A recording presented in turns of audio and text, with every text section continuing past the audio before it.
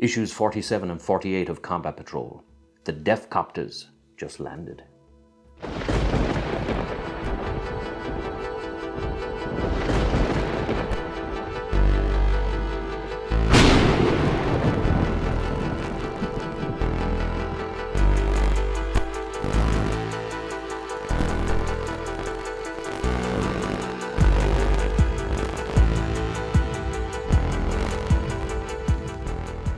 Hello and welcome to The Lucky Roll, an eclectic channel for eclectic games. And today we're going to be doing issues 47 and 48 of our continuing series of Hachette collections, Combat Patrol.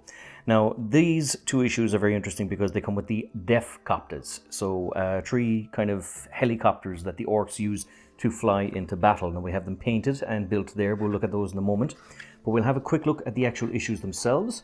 Now, because there's a bit of building and painting in them, the issue 47 doesn't have that desperate amount of lore. It has a fairly established build guide because you're building three distinct Deffkopters. And you have a how to paint guide, which allows you to kind of paint other models in your collection from the paints you got in the last couple of issues. So you do have here the basically the data sheet and the unit name for the Deffkoptas, and depending on what dice you roll, you can kind of endow them with characteristics which are, well, basically it tells you all you need to know about them. So if you roll a 1 or a 2, the pilots in this unit of Deffkoptas love to weave dangerously in and out of formation, so it's harder for the enemy to shoot them down, so it shows you how chaotic it is. If you roll a 3 or 4, the pilots in this unit of Deffkoptas have all modified their engines so that they screech, roar and rattle even louder than other units, so they're nice and loud. And finally, 5 or 6, they have spikes in the end of their rotor blades, so if they hit someone, they basically kill them. So again, typical orc ingenuity that is just absolutely mad. You have the usual data sheet here, and you have Chaos Space Marines combat patrol rules again, as well as different secondary objectives and stratagems for your Space Marine combat patrol. That was issue 47. Part 2, of course, is issue 48, which come with the rest of it.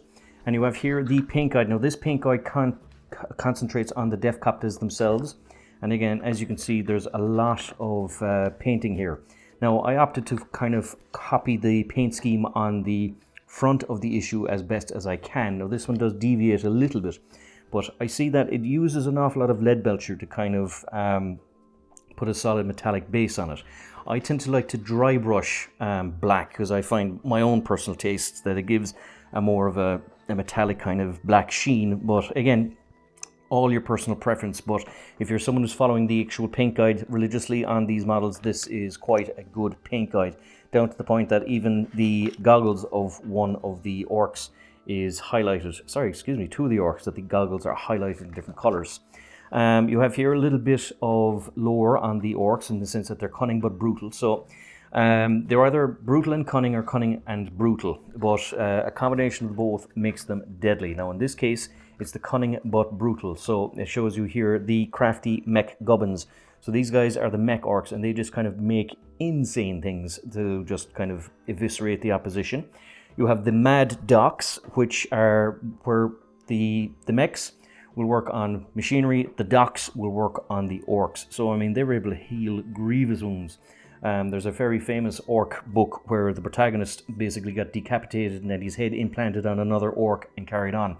The body he was implanted on just happened to be a bigger orc, so suddenly he found him in charge. But it's that insane. And you of course have the sneaky gits, which would be like the orc commandos, in that they use stealth and kind of cunning to kind of engage with the foe rather than just charging at them with a melee weapon. And speaking of melee weapons, this of course is the other bit of the lore. There's a lot of melee in 40k. Now, it seems a bit daft in the far future that you still have chainswords and axes and things like that, but it makes for a very fun game. And to be honest with you, the lore works around it quite well in the sense that some of the armor is just bulletproof, things like that, so it's easy to just go up and kind of twat a guy with a weapon. So you have the basic melee weapons here, such as the Trench Club from the Death Corps Krieg, which is a very World War I aesthetic. You have bioweapons from the Gene Stealer cult, so like a whip and a kind of a bone-serrated blade, and you have the Death Guard with a plague axe. So the Death Guard in particular would be devotees of Nurgle, who is like the plague god. So if you get hit with a death axe and you somehow survive the initial wound, you'll die of infection quite nastily.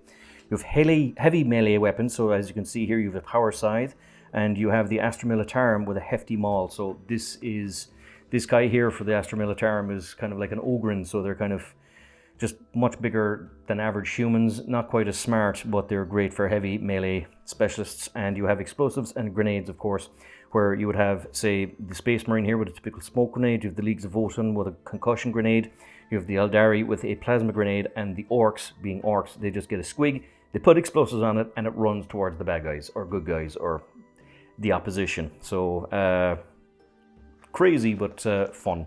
You also have Bands of Honor Part 12, so the continuing TV series, the continuing story carries on, and you have Scenario 30, which is Room Daka Daka, which you get to use your Deffkoptas in a scenario against, well, initially against the Chaos Lads, but you can use them also against the Tyranids, and it shows you what comes into the next issue with is the Death Dread. Now, the Koptas themselves are great little things. The really, really imaginative. Now, you need to be careful because they do break easily. My wife accidentally knocked this and it snapped here, and it wasn't enough for ordinary plastic glue to kind of fix it. I had to use super glue. So just beware that these are delicate models that will snap quite easily. But again, they look class. I mean, you have the proper base here where you have detritus and rocks. Now, I'm after adding to it a little bit of sterling mud, but it is a kind of a model that is just gorgeous looking. You have here the pilot with a grenade, and of course you have him here with the kind of the typical flight stick. You have a different type of choice. Now, in the paint guide, a lot of this was kind of just put down as plain lead belcher, but I like kind of a dark aesthetic where I just dry brush a bit of lead belcher onto it, and it's faster and, in my personal aesthetic, a little bit better, and I just highlighted a little bit with say Balthazar gold or some coppers. The rockets up at the top, you can kind of add in a little bit of color, do whatever you want, and of course you have the blades here on top. Now, the other thing as well, be careful when you're putting the rotor blades on, because they did snap, and I had to glue them back once or twice as well. So I mean, they're gorgeous looking models. They look really fun on the actual tabletop. I mean, they're daft, but I mean they are flimsy, so just be careful. This one again is a similar thing. You can see that again that there's a different kind of aesthetic under the ground. So like, these are beautiful models in the sense that they're great for kind of painting. And you've two little squig mines here as well. I'll see if I can zoom in a little bit further on that. But I didn't really notice them until I was painting them. But that's like a little underground squig, and another one here. So I think these little feckers are living mines. Again, the copter itself is daft with a big huge bomb here in the front. You can kind of color this. I liked the actual fact that this was a face here in front, so you can kind of color it in the decor of your orcs. Now, I kind of had a subdued color for my orcs, so I thought I'd keep it with the Deffkoptas. But nevertheless, you know, there is opportunity here for bright colors.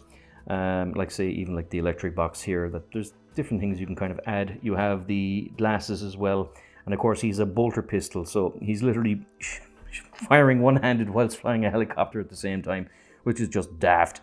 And of course you have here the rotor blade, so if he kind of glides down low, he can kind of cut someone. And you have a rocket here at the back, as well as an actual kind of rockets here on top for the copter blades. So I mean, like, this engineers would more than likely cry if they saw this, or kind of squeal in kind of absolute heresy. But again, very fun little models, but absolutely daft. And again, we have another one here where another interesting base, which is like kind of like a crashed door or a copter with a couple of skulls. Now, I think it's probably a crashed orc thing, because it has the orc teeth on the side of it. Again, you have the 4 rockets. Now, again, like, this is a guy flying into battle with a sword. He's flying and hitting guys with a sword. You know, it's as daft as that. And I mean, look at the amount of kind of exhausts here as well on the back of the model. I mean, this is just, again, it's comedy gold. It's just fun, and that fun kind of translates very well into building it and painting it, because you're just laughing to yourself at the daftness of these things as you're making them. And again, these are the Deffkoptas. So you get these with issues 47 and 48.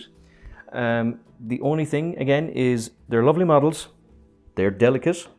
and be careful when you're putting the rotor blades on top, because one of them snapped off for me and I had to glue it a little bit better. And if you do unfortunately have something that snaps, don't use the normal plastic glue. You're just wasting your time. Get actual super glue or something like Gorilla Glue and it will secure it. So as in the case of this one, he snapped. I'll see if I can show you.